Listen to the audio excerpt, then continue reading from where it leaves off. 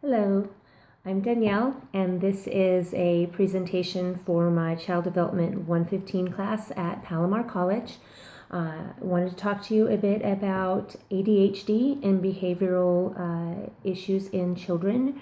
I wanted to start by talking a little bit about why I'm passionate about helping children and parents with these issues. I come from a long line of very anxious people. Um, and about 20 years ago, I went to a doctor because of my anxiety and was diagnosed with as bipolar 2. Changed my life a lot. I had to go on medication.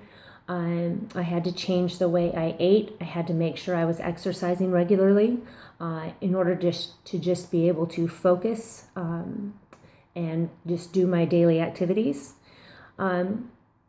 And I know that that's a main reason why I am pulled towards helping children, and that's because I can relate. And when I started doing this research, I found it very interesting as far as how much information is out there, but how little of it focuses on younger children, which is if ADHD and these issues can be addressed when they're younger, before they hit certain developmental stages, then we can help them so much and prevent so many diagnoses from happening. Just to give a tiny bit of a background, I know most of you know what ADHD is, but one of the best definitions that I found was per the Center for Disease Control, which is simply people with ADHD show a persistent pattern of inattention and or hyperactivity, impulsivity that interferes with functioning or development. While I did the research, I found out that in order to quantify the statistics for children, it almost can't be done because most of the studies include children from the ages of 4 to 17. And that range spans so many different developmental stages.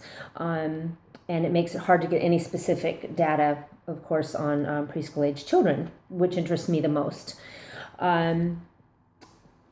As far as there was a National Health Interview survey done or concluded in 2013, and it talked about the percentage of children ages 4 to 17 with serious emotional or behavioral difficulties. That was about 5% in most years between the years 2001 and 2013. Now, of course, it didn't say how many of those were preschoolers, again, but by basic extrapolation, that puts 1 to 2 children with behavioral and or ADHD in each classroom in America.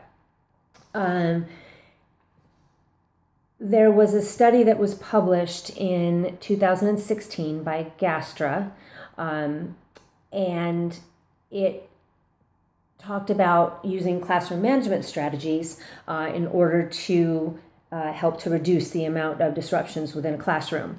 And I found it really interesting because they went through several different ways that the behavior could be helped. Antecedent-based, where you're looking at behaviors prior to an outburst. Consequence-based, self-regulation interventions. And they basically found that some of the best, really the self-regulation was what really helped kids. And so, we really need to start showing children how to do this instead of relying on the teachers to be corralling them into a certain area and dealing with them there, instead teaching the child how to take themselves out of the situation and regulate themselves. The other study that was done had to do with activity in children and the effect of exercise on reducing the symptoms of ADHD. And no surprise, any activity really helps, but they were I'd like to see more studies where they help to give teachers specific activities that children can do so that they can help to decrease the incidence as well. I did an interview with Grace Christian School where I was doing my volunteering, and Kara Warner there is the assistant principal and counselor, and I spoke to her about some of the different issues that she sees every day. And keep in mind, this is kindergarten through 8th grade that this school has all under one roof. And she's been with the school for 18 years. And when I asked her what one of the most prevalent things that she sees on a day-to-day basis, she said that definitely ADHD and behavioral issues are top issues throughout all the grade levels, but over the last 20 years she has seen that rise significantly. And they do have some great behavioral support plans in place there. They go through, if a child does have a behavioral issue, there's an entire worksheet that they go through. They have a student study team process that they follow, which I thought was fantastic. It includes the parent, the teacher, the principal, and they go through and they give them specific steps, interventions, create an action plan, which I thought was wonderful. As far as what I would like to do further with all this, I'd like to help. I'd like to get more information out to teachers in regard to what's available to them, and parents, of course. I'd like to assist as well in other types of schools to see what they're doing. Public schools, Montessori schools, charter schools, to see what works for them. Personally, I'm going to keep a lookout for local education news. I'd also like to attend some education meetings, whether they're school board meetings, parent-teacher association meetings, so that I can be more aware of what's going on in our local education. And I just want to meet more people who can help to get more information out there about ADHD and to get more research done, so that, because the more research that's out there, the more we can